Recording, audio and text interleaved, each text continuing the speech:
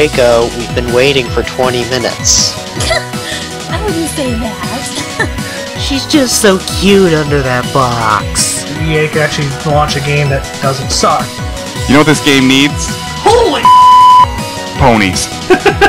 Just like everybody. Anybody else notice that the protagonist looks a lot like Egoraptor? This week is going to be as awesome as Duke Nukem Forever. Welcome to Bluescreen Bronies, episode number 54. Yes, episode 54, where the episodes really keep stacking up and I can't keep count anymore. I mean, like, I've only got 10 claws. 10! Oh, by the way, I'm Draco. I guess that's important. In case you've never watched before. I mean, who would start in the middle of a freaking series? I mean, seriously. Yeah, you gotta be really slow poke-ish for that. People do it. God, I heard that Hitler guy is, like, mean and stuff. Somebody should go stop him. Have you guys heard of this new gaming console? It's called the Magnavox Odyssey. Wow. Oh, dear God. Anyway, Kyle is back for another round of beating the crap out of bad games. Yes! I am pumped. And we have Faye back, so everybody can say that she's Gladys again. Yay. Apparently I'm Gladys again. I'm going to put up the Twitter so I can see what people are saying about me. Dear God, clipping much. So, yeah, last week was kind of a bust because we forgot to throw our audio to a video editor, and it never happened. Sorry about that. Instead, this week you'll get some of last week's news and some of this week's news. Yay! Yay! Because we're recording this on Wednesday, we really haven't had too much time to watch the whole Nintendo Direct stuff because, you know, work and stuff that's semi-important for money and stuff and ponies. Always gotta have the ponies. Always gotta have the ponies. Ponies. If I swam in more ponies, I swear I would have a horse racing guild.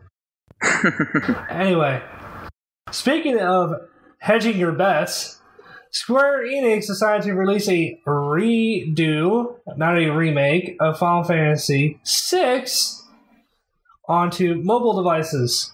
And, oh dear God, how did Wash put it from Firefly? Oh God, oh dear God in heaven. Yes. Cause you're son of an unable betrayal, Square Enix. They're doing so well, and then they hit the iceberg and they're starting to capsize. It looks so terrible. I am afraid. I mean, just look at Sid looks like it. What? They all look like babies. Oversized babies. Babies! Entire theme is babies!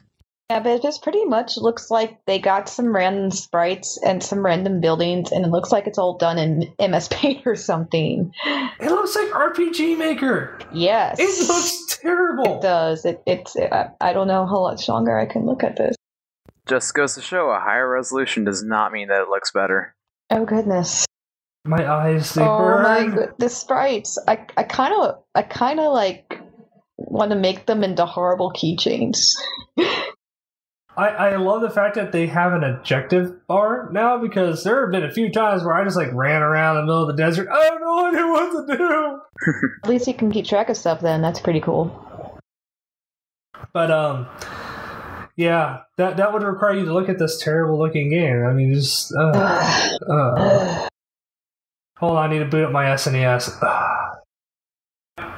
Gabe Newell decides to go to a school and talk to school kids and educate them in how to count 3. Just kidding. Yeah, he's actually talking to them about being able to go into their career without, I guess you could say, stalling in the waters. Because let's face it, a lot of people are like, oh, I'm going to be a doctor! And then they get to med school, it's like, oh my God! And then they get out, it's like, oh, what do I do now? Yeah, his talk was really good. Basically saying, if you have a dream, you have to go for it without any breaks and just keep working at it. I mean, he started off with being an operating system programmer, and then he decided, oh, let's just make games. And that's entirely different than how you'd make an operating system. But it's if you want to do something, you got to do it. I think it's hilarious. The older Gabe gets, the more like Santa Claus he looks. Maybe he is Santa Claus. I mean, Santa Claus is a Time Lord, so yeah. Have you seen the Steam sales? The guy is basically Santa Claus. Yeah. Or Jesus. One Or of the other. both. Santa Claus Jesus, because they're like the same thing, right? Santa Christ. Santa Christ, yeah.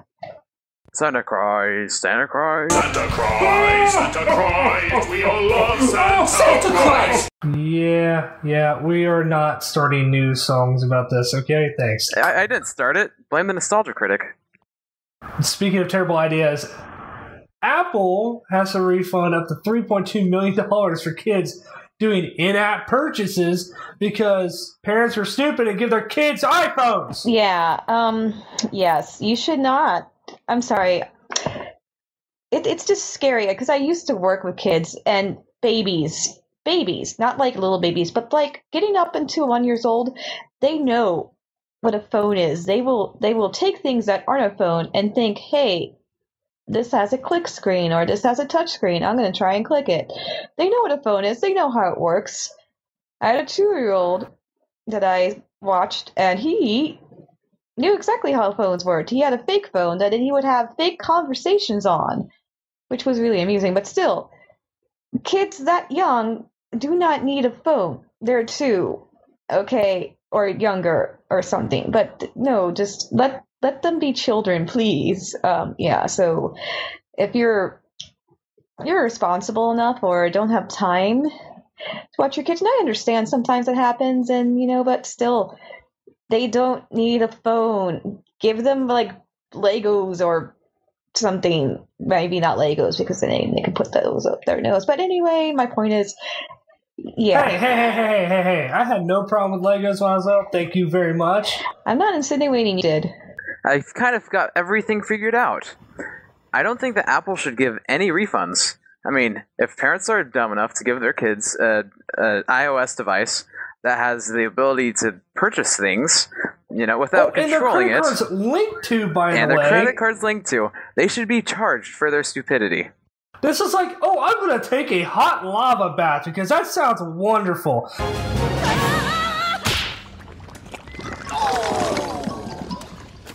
This is Darwinism with financial disorder. Yeah, I would agree with that. I mean, but, enough complaints, then Apple's got to do something, But then again, it's the whole, our society doesn't really encourage the whole Darwinism theory.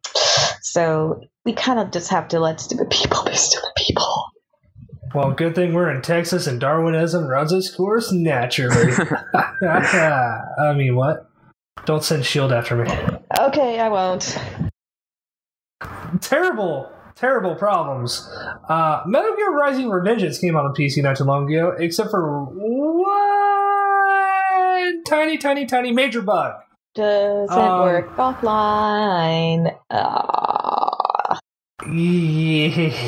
Yeah. Somebody went and pulled a Diablo 3. And a SimCity.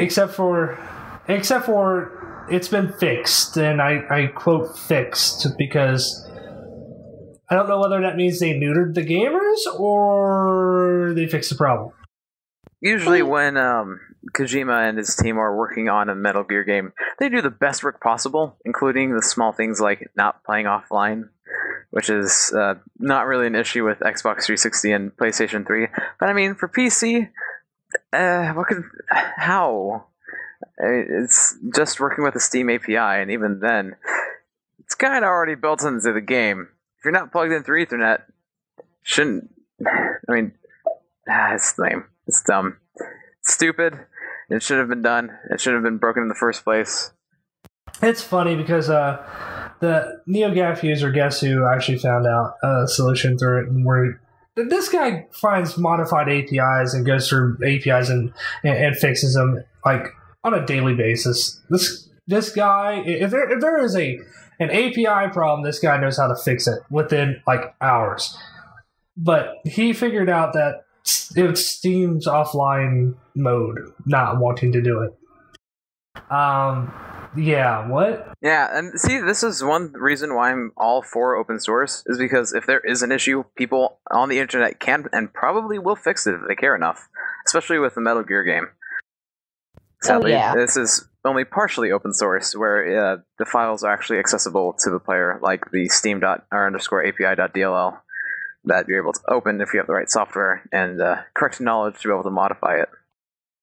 Well, the issue can be detrimental to Valve, to be honest with you. It's one of those things where if Valve doesn't fix this issue fast, like I know it says it's fixed now, but if, let's say it happens again with another Kojima game, do you know how many times Kojima's been burned by the PC market? He could just very well just say, I'm done. True, but I think that he has a large enough PC fan base that they will be pleading him to come back. And fans pleading for something definitely has an impact. I mean, just look at Mighty Number 9. That's not pleading, that's throwing your wallets at the internet. Well, they had to plead to be able to get him to make the Kickstarter. But they also threw their wallets at him. I mean, seriously, $9 million. Just to say, here, make a game. Hey, $9 million saying, hey, make a game sounds very enticing. Starbound, which I'm sure Crescendo, she's listening to us, will love that we're talking about Starbound. Here, let me mention it a few more times just so she can get her panties into to us. Starbound. There. Starbound hit 1 million copies. I'm not too fond of the screenshot they used on this article, though. Holy Christ. Tentacles everywhere! I've seen too much blank to know where this is going. Yes, we know. We all play Cards Against Humanity. Thank you. The biggest, blankest blank. Yeah, that doesn't surprise me that it's great. Number one, that this has hit so many sales, and doesn't really surprise me, honestly. But it's pretty awesome. Well, what I think is really cool is that, or similar to Minecraft, this game is still in beta. And not only is it still in beta, but they are planning on making it not necessarily cross-platform, but bringing it to the PlayStation Vita, similar to how Binding of Isaac Rebirth is being brought there, and Hollow Knight Miami 2, and Fez, and Rogue Legacy, a bunch of other indie games that think that PlayStation is pretty cool for their indie market that they're currently building up. But more people buying it, what I like to say is a good game. I play Starbound, it's pretty good. I recommend checking it out. Brings it to other platforms, and I love how people are able to convince the developers to be so open to not requiring PC. I can see your point, but then again, at the same time, it's more like, why force a developer to develop outside their comfort zone just because you don't have the intended platform? I mean, like, when Bayonetta 2 was announced as a Wii U exclusive, I was like, oh, God. But I didn't say, oh, you blanketed blanks. You should have blanking made it for the blanking whatever, Xbox 9 billion Station 4. Yeah, I see what you mean.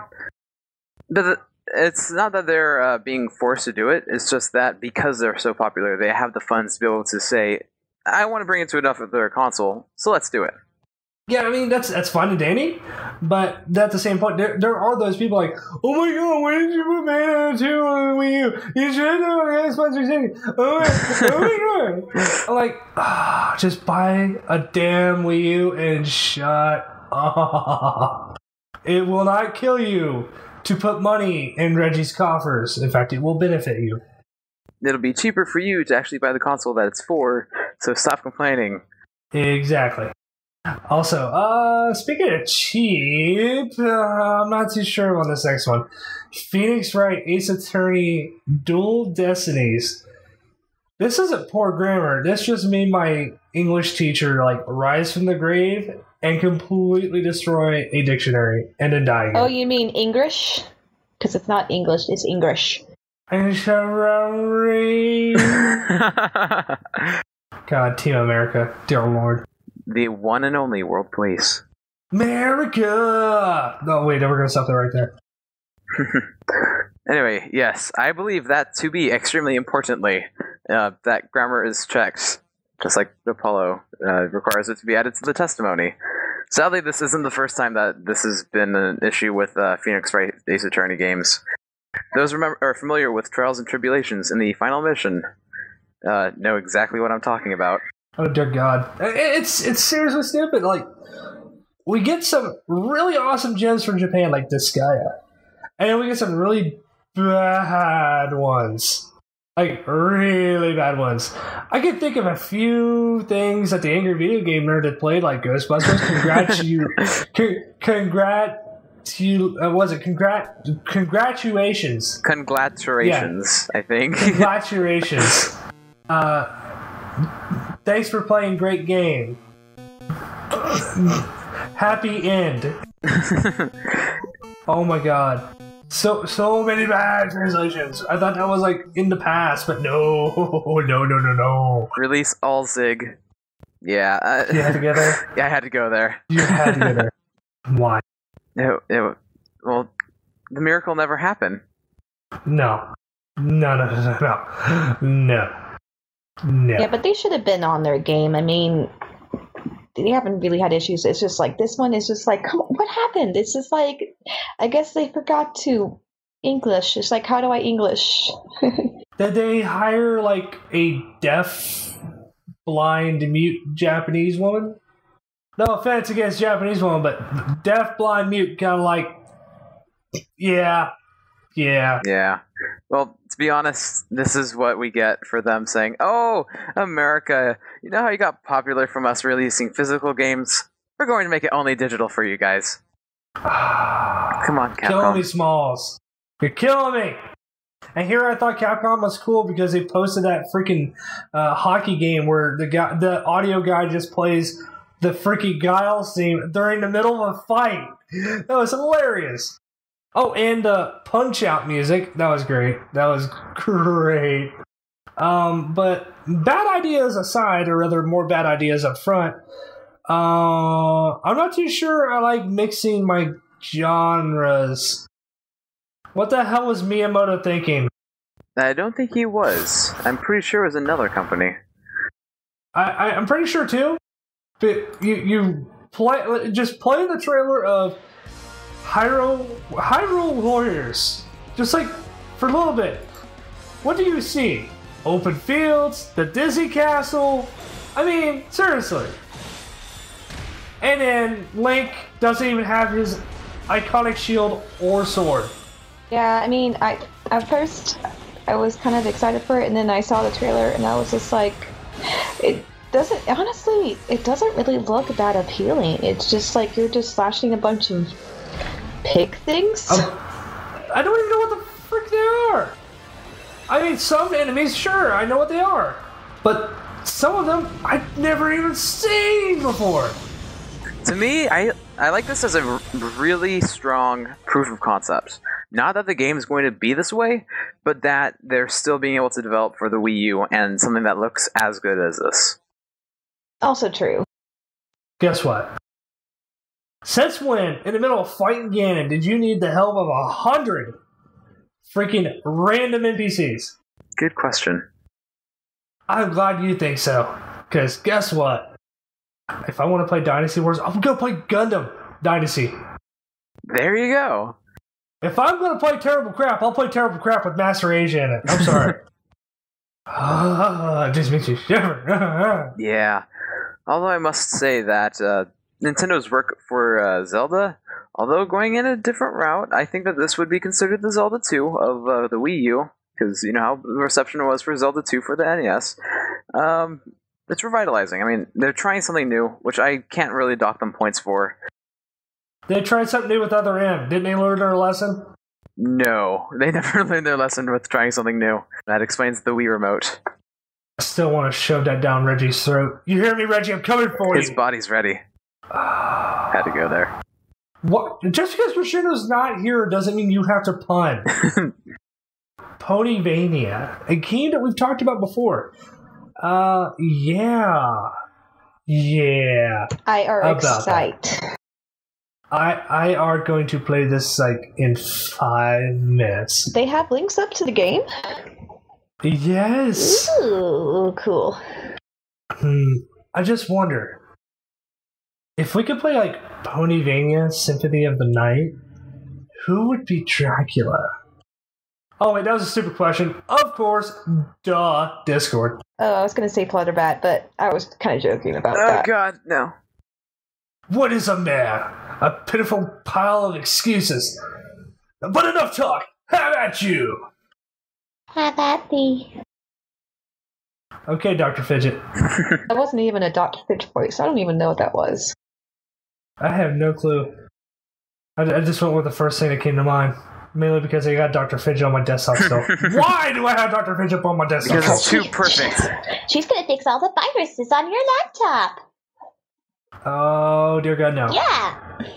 With You don't fix it lasers. with a sledgehammer. Oh, but that's gonna make them gone for sure. Oh, dear God, there's fire everywhere! Fire is pretty. And Bernie. Anyway, Uh. enough of that silliness. Oh, dear God. Anyway, yeah, for that silliness. Oh, there's going to be a couple announcements. Announcements. Announcements? Well, we just got done interviewing Legends of Equestria. Videos like on EFN YouTube. Go watch it. Go watch it. Do it.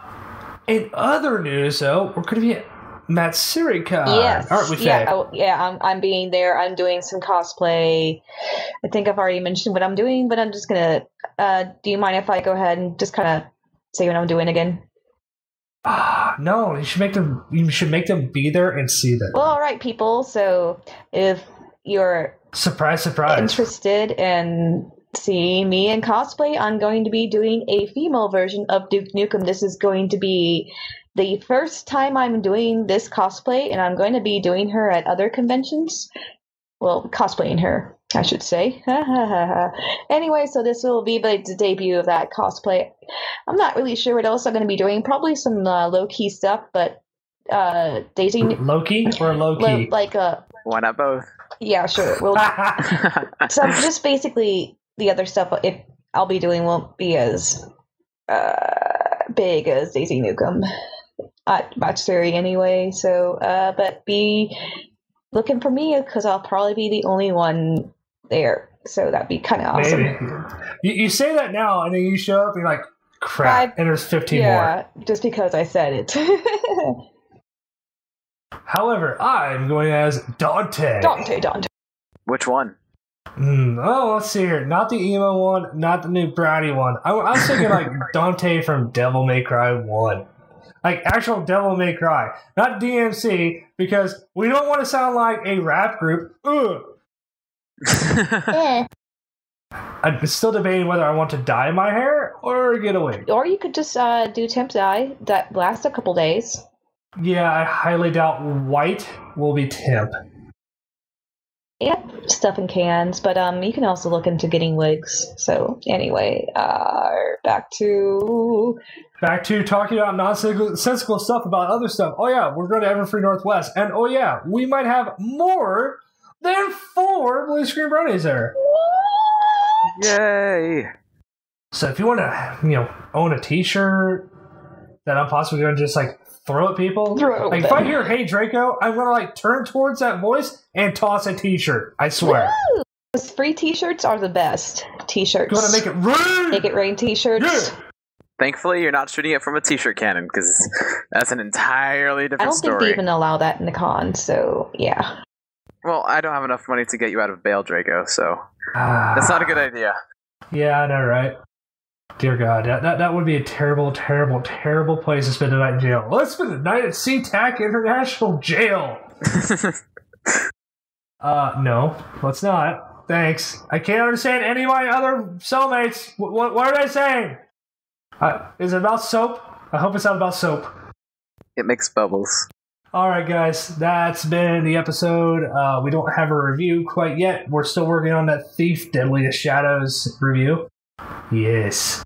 Hey, editor here. What they just said is not strictly true, so make sure to stay to the end to see the review. Boo-ha-ha-ha. After that, we're pretty much going to stock this up every 2 weeks with reviews. We're going to have more interviews. In fact, Faye's going to be working on that here relatively soon. And Kyle is going to be tweeting out a whole lot more. He's going to try to get you guys more connected with the show, I guess you could say. More interactive, since we are pre-recorded. There will be some prizes given away every so often, so watch Twitter and Tumblr. Yeah! Also, don't forget to join our stream group, because that's important. Yes, Steam group.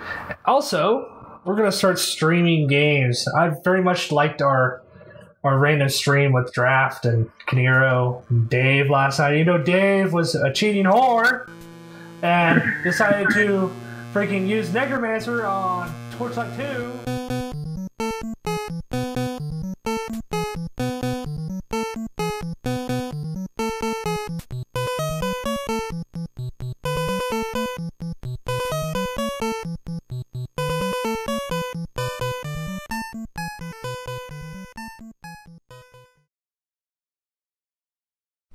You know what I love? Being deceived. For example, when Thief Deadly Shadows was chosen for review, I downloaded it and played through the tutorial to test that it actually worked on my PC. Seemed to work fine. Guess what? Once the tutorial is done, the game crashes. Every single time. I guess I've got no choice but to press the button again.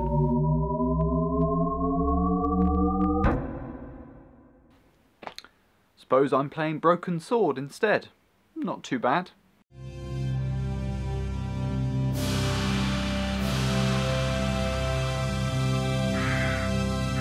Now, I have a history with this game. It was the only non-Pokemon game I owned for my Game Boy Advance back in the day, and as such, I've played through it many times. But the GBA version isn't the one I'm playing here. Nor is it the DS, Wii, PlayStation, Palm OS, iOS, or Android versions. Wow! It's almost as though point-and-click adventure games don't require much processing power. What I am playing is the Steam version, which normally costs $4.99, but has been as low as 99p in the past. It was also in a humble bundle, which is why I own it on Android as well. This is the kind of game that will run on anything, so don't worry about your system's specs. In this game, you play as two characters, Nico Collard, a reporter from France, and George Stobart, an American tourist, and together you must get to the bottom of a mystery which spans thousands of years. As far as gameplay goes, it's pretty much your average, modern point-and-click adventure. Logic and inventory puzzles, all while wandering around beautifully drawn environments and reading/listening to dialogue, depending on which platform you're playing on. As the version on Steam is the director's cut, it includes a lot of content not present in prior editions. The new content is recognisable because it has a far higher audio quality. You could really tell the difference between 1996 an American by the sound of it. and 2009. Mimes and guns don't usually go together, but I had an idea that this was no ordinary mime. The first two chapters, for example, are entirely new to me, which is why I'm having so much trouble solving this bloody puzzle.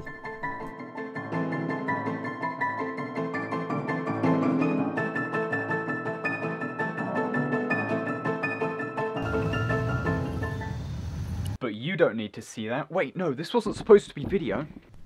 I kid, of course. I'm actually quite good at these games and wish they would come back into the mainstream in a meaningful way. I want to see a Kinect point-and-click adventure game, damn it, not whatever this is. There's no defense against this! Wow. Anyway, I'm getting off track. What was I even talking about? Oh yeah, I like this game. You probably will too if the footage I'm showing looks interesting. I'll give it a 9 out of 10. Moving a skiff would only damage it more. What could be next on the pinwheel of nonsense? Maybe we'll get a bad game this time. Next time, we will be playing Metro Last Light.